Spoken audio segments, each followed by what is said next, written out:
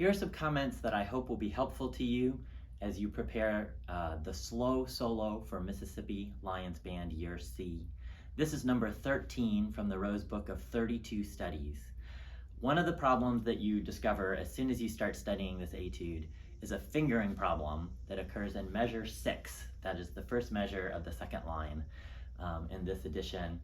And the problem here is that when we have fingerings on the clarinet that use our pinkies, we try always to alternate pinkies. So the goal is not to play 2 pinky fingerings in a row with the same pinky. We always try to alternate. So what you have here is you start with D sharp, which has to be on the right. It's usually only available on most clarinets with the right pinky.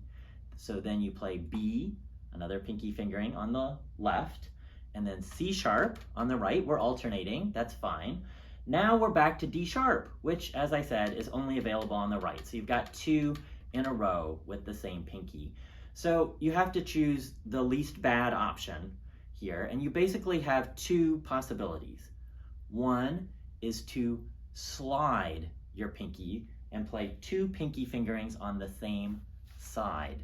In this case, the one that maybe works the best is going from B to C sharp, both using the left pinky.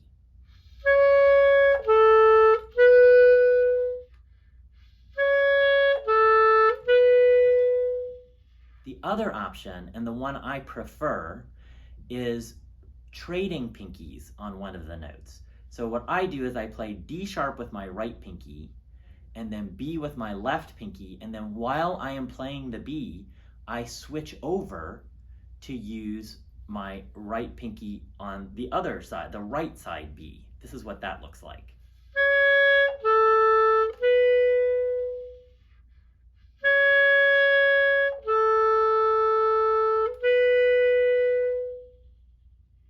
So essentially, I finger B twice, but the note only sounds once.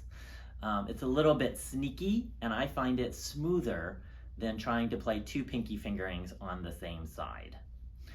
Of course, since this is a slow etude, one of the goals here is to show musical expression, to show your ability to phrase, make crescendos and decrescendos in a beautiful lyrical fashion, and to show your dynamic range from soft to loud. Also very important in this etude is rhythmic accuracy. And one of the difficulties here is it's a very slow tempo. It's marked at 63, but I actually play it somewhat slower, closer to 54 to the quarter on the metronome. And what I suggest that you do is, instead of counting the slow quarter note at 54, you actually count the 8th note. Okay, count the 8th note as the unit of beat. So every 8th note gets 1 beat. That means the quarter notes last 2 beats. The half notes last 4 beats. And the 32nd notes that you get to in measure 7 are 4 to the 8th note count. If you do this, it will keep all of your fast notes, the groups of triplet 16ths, the 32nd notes, it will keep them all in the correct proportion. I suggest strongly that you practice this this etude with the metronome on the 8th note.